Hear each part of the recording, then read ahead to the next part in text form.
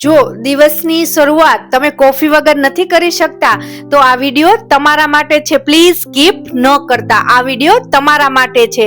આ video coffee માટે નહીં, તમારી એનર્જી, તમારી એન્ઝાયટી, તમારા માઇન્ડના કંટ્રોલ માટેનો જ છે. અને હા, જો તમે કહેતા હોય કે બસ એક જ કપ છે તો ખાસ આ વિડિયો તમારા માટે છે. કેફીન એડિક્શન નો મતલબ શું છે? તો કે કેફીન એડિક્શન નો મતલબ આપણે 24 કલાક આપણે કોફી પીવું ઈ નથી, પણ જ્યારથી આપણે સવારના ઉઠી છીએ ત્યારે આપણે બ્રેઇનને પુશઅપ માટે આપણે ચાય, કોફી, એનર્જી ડ્રિંક આપણે લઈએ છીએ, એમાં આપણે બ્રેઇનને એક આદત પાડી દીધી હોય છે.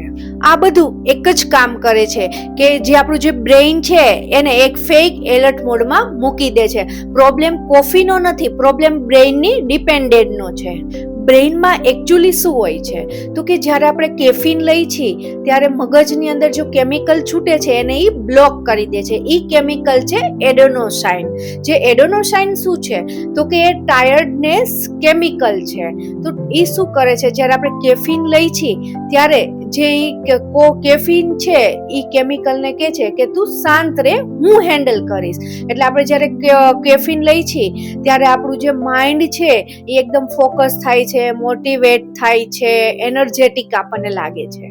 પણ હકીકતમાં શું થાય છે તો કે જ્યારે આપણે શરીરની અંદર કેફીન લઈ છીએ મગજની અંદર, ત્યારે એ થકાન છે એ નથી ગઈ હોતી, આપણે એને મ્યુટ કરી દઈએ છીએ. અને જ્યારે કેફીનની ઇફેક્ટ ઉતરે છે એટલે પાછું આપણને હેડેક છે, ઇરિટેબલ છે, એન્ઝાયટી છે એ આપણને થવા લાગે છે. એટલે પાછી આપણે કોફી પી છીએ. પણ ખરેખર શું છે, પ્રેશર લૂપનો નથી, પ્રેશર રિલીફનો છે.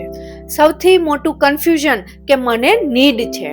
ઘણા લોકો એવું બોલતા હોય છે કે કોફી પીવી એ એક નોર્મલ વાત છે, મારું મેટાબોલિઝમ એવું છે કે હું કોફી ન પીવું તો હું કામ ન કરી શકું. અને કોફી છે એ ઘણા લોકો પીતા હોય છે, તો કોફી પીવી એ એક નોર્મલ વાત છે. અને બ્રેઇન બોલે છે કે આ જરૂરી છે, એડિક્શન નથી.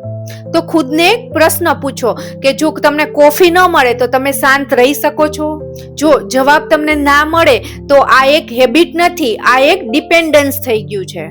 કેફીનની હિડન ઇફેક્ટ શું છે તો કેફીનના એડિક્શનથી આપણને ફિઝિકલી અને મેન્ટલી ઘણા જે ફેરફાર જોવા મળે છે.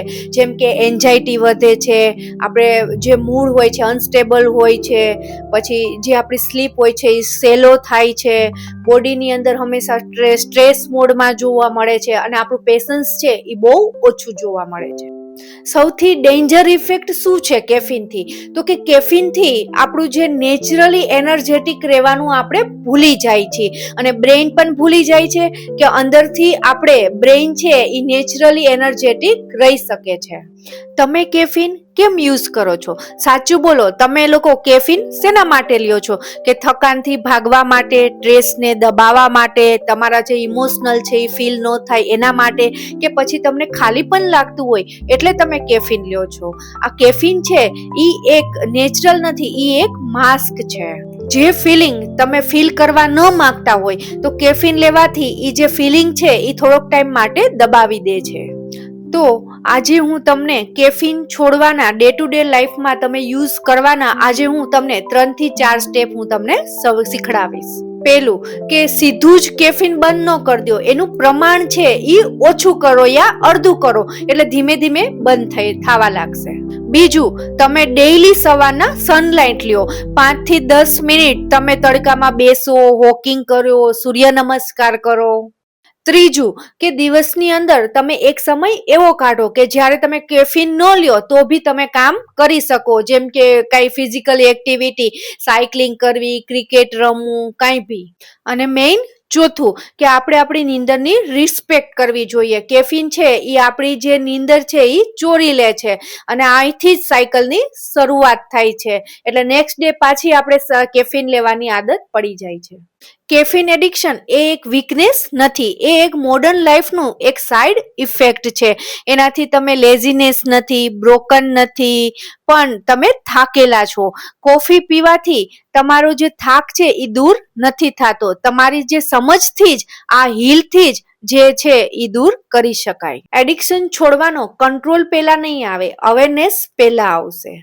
જે વસ્તુ સવારના ઉઠતા વેત તમે પૂછ્યા વગર લ્યો છો તો ખુદને પૂછો કે આ એડિક્શન છે કે શું છે.